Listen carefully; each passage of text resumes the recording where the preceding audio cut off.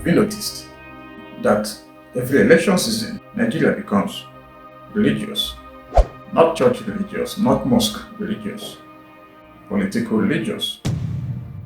Suddenly, millions of people begin searching for a savior, a man, a candidate, a messiah, someone who will finally rescue Nigeria. And every election cycle, we tell ourselves the same thing, that once we get the right leader, everything will change. But what if that is a lie? What if the most dangerous lie Nigeria has believed since independence is the belief that one man can save a nation that refuses to save itself? Because if this is true, then we have misunderstood our problem for over 60 years. And today, we are entering the hard truth. Every country has stories it tells itself. America has their stories. Britain has their stories. China has their stories. Nigeria has one too. And it sounds like this. Nigeria is rich. Nigeria is blessed. Nigeria has everything. Our only problem is leadership. You've heard it. I've heard it. We've all heard it. In fact, many Nigerians can recite it faster than the national anthem. The idea is simple. Find the right president, elect the right governor, choose the right leaders, and Nigeria will finally become great. It sounds reasonable. It sounds logical. The only problem is history keeps refusing to cooperate. If leadership is the only problem, why haven't decades of leadership changes solved it? Think about it. Military leaders came, military leaders went. Civilian leaders came, civilian leaders went. Different parties came, and different parties went. Different slogans, different promises, different campaigns, different desires, different disappointments. And yet, the fundamental conversation remains the same. We are still waiting, still looking, still searching, still saying, maybe the next one. So at what point do we ask, what if the problem is deeper than the people occupying the office? Not because leaders don't matter, they do, but because perhaps leaders are not the entire story.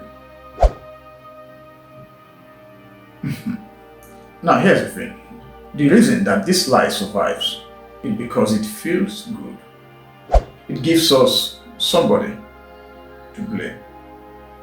And once you have somebody to blame, you don't have to examine yourself. You don't have to examine your culture. You don't have to examine your values. And you don't have to examine the system you tolerate. You don't have to examine the things you celebrate. Everything becomes simple. Everything becomes the politicians. And while politicians deserve criticism, a nation can blame its leaders for so long that it forgets to study itself. That is where danger begins. Now, here's the uncomfortable reality.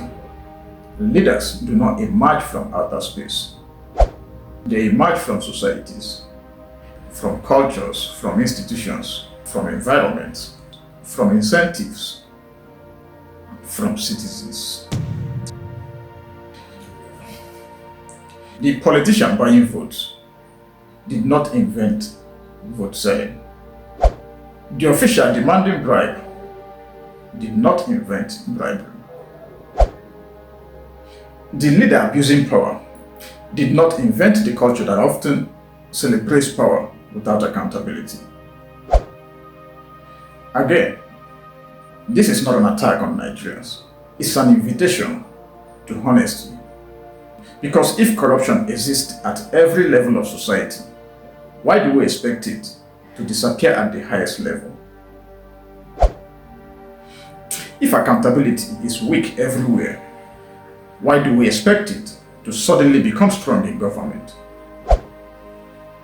A nation cannot consistently produce one culture and expect its leaders to produce another. Now, this is why the South African conversation matters. When xenophobic violence happens, many Nigerians ask, how can South Africans behave this way? But a more important question is, what does our reaction reveal about us? Notice how quickly we focus on others. Notice how rarely we investigate ourselves.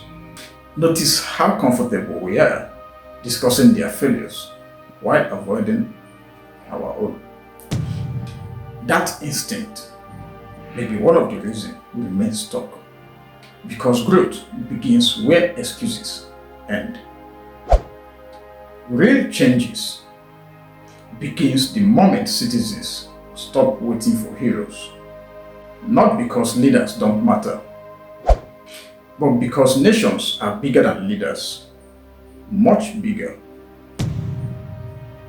A president can influence a nation, but a culture sustains a nation. A leader can start reforms, but citizens determines whether those reforms survive. The future of Nigeria will not be decided by one election. It will be decided by what Nigerians reward, what Nigerians celebrate, what Nigerians tolerate, and what Nigerians refuse to tolerate. That conversation is far more important than the next campaign slogan.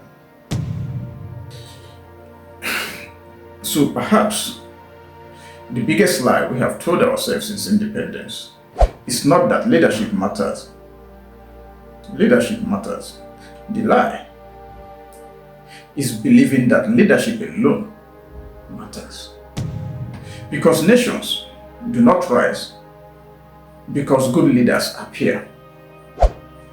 Nations rise when citizens create the conditions that makes good leadership possible. And until we understand that, we may continue changing faces without changing Nigeria.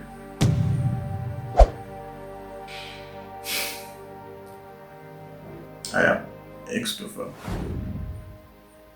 And this is the Roaring Africa.